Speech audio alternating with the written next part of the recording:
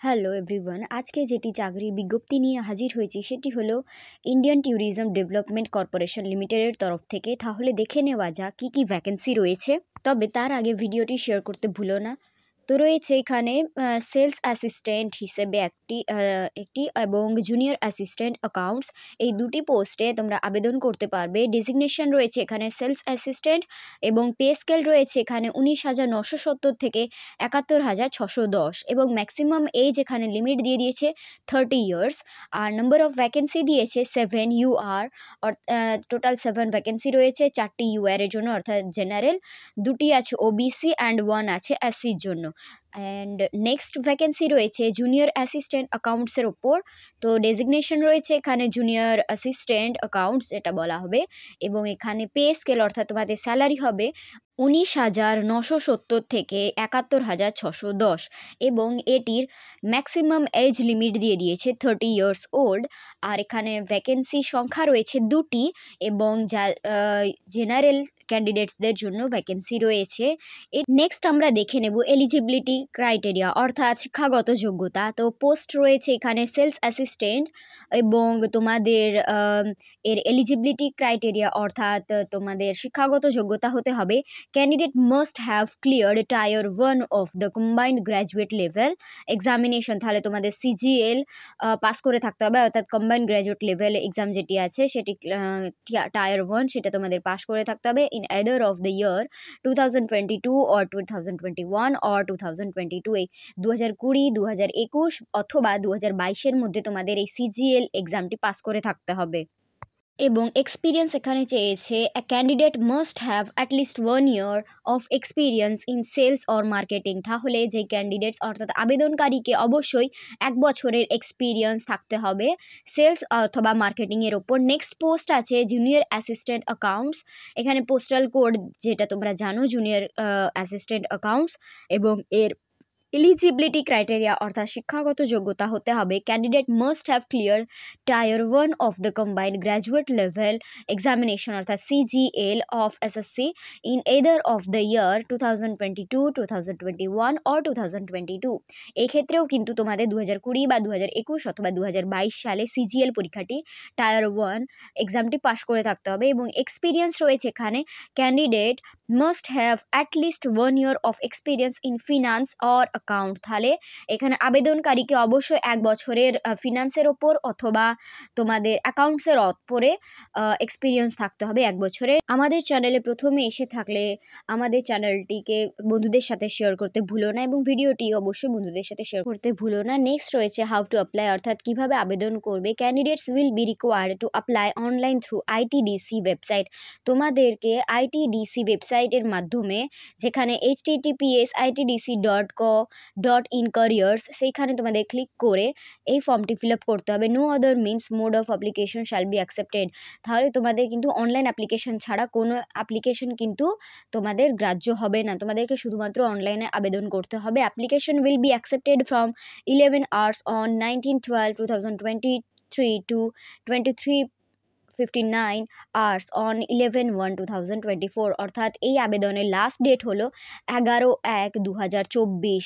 তোমাদের আবেদন শুরু হয়ে গেছে 19/12/2023 থেকে এবং এটি চলবে 11/1/2024।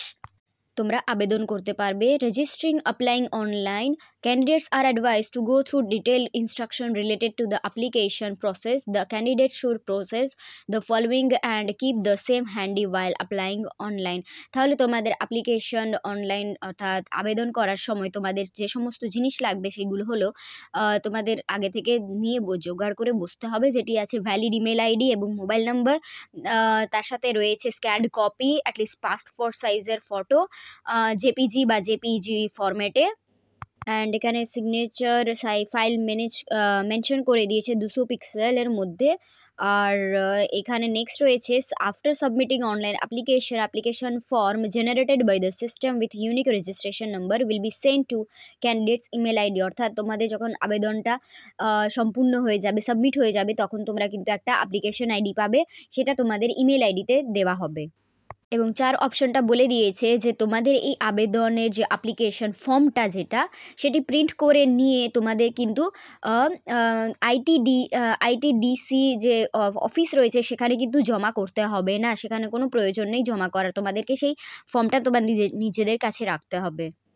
নেক্সট রয়েছে তোমাদের এখানে যদি তোমাদের ইমেইল আইডি বা কোনো অ্যাড্রেস বা কোনো পোস্ট যদি তোমরা চেঞ্জ করতে চাও সেটা কিন্তু পরবর্তী ক্ষেত্রে চেঞ্জ করা যাবে না। Candidates needs to upload all supporting documents, age, qualification, experience, NOC, caste certificate, তোমাদের সমস্ত কিছু আপলোড করতে হবে যেগুলোর মধ্যে রয়েছে তোমাদের এজ, কোয়ালিফিকেশন, এক্সপিরিয়েন্স, সেই সমস্ত কিছু সার্টিফিকেট তোমাদের আপলোড করতে হবে। Eligible candidates are advice to submit only one application through online. If more than one application is received from a candidate, most recent application will be considered. Next রয়েছে তবে এখানে বলেছে যে কোনো একটা তোমরা অ্যাপ্লিকেশন জমা দিতে পারো অনলাইনে, অর্থাৎ তোমরা যে কোনো একটা পোস্টের জন্য আবেদন করতে পারো। At the time of submission of online application candidates are required to pay on non refundable application fee, তোমাদের অ্যাপ্লিকেশন অর্থাৎ আবেদনের জন্য যে টাকাটি বা মূল্য পে করতে হবে সেটি রয়েছে 500 টাকা। ফর্মের জন্য 500 টাকা তোমাদের জমা দিতে হবে।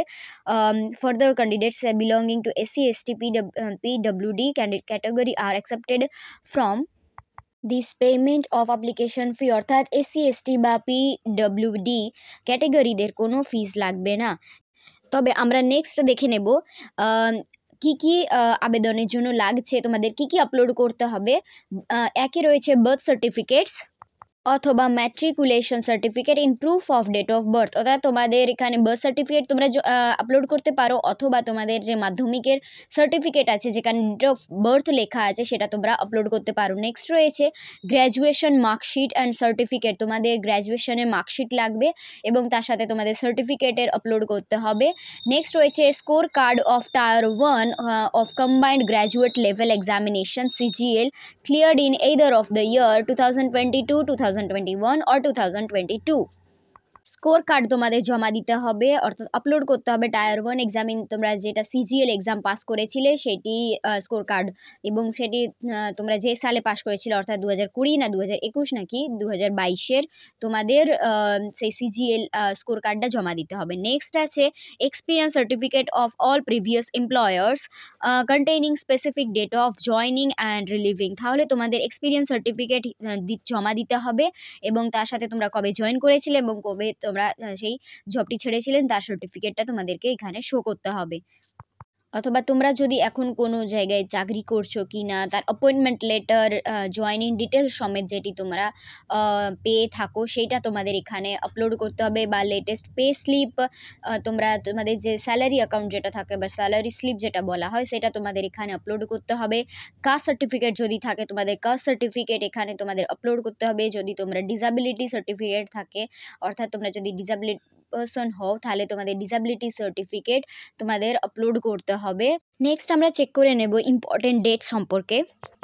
তো ইম্পর্টেন্ট ডেটস হচ্ছে অ্যাক্টিভিটি অর্থাৎ আবেদনের সময় হয়ে গেছে। Commencement of online registration of application by candidates, অর্থাৎ অনলাইন আবেদন করতে পারবে তোমরা 19/12/2023 11টা থেকে। আর তোমরা লাস্ট ডেট রয়েছে অনলাইন রেজিস্ট্রেশন আর সাবমিশনের জন্য, অর্থাৎ আবেদনের শেষ তারিখটি হলো 11/1/2024, অর্থাৎ জানুয়ারি মাসের নতুন বছর পড়ে যাচ্ছে অবশ্যই, এবং সবাইকে এখন হ্যাপি নিউ ইয়ার জানিয়ে দিচ্ছি অ্যাডভান্স। আর 11/1/2024-এ তোমার এইটি অনলাইন আবেদনের জন্য লাস্ট ডেট। এবং ভিডিওটি কিন্তু অবশ্যই বন্ধুদের সাথে শেয়ার করতে ভুলো না, এবং থ্যাঙ্কস ফর ওয়াচিং।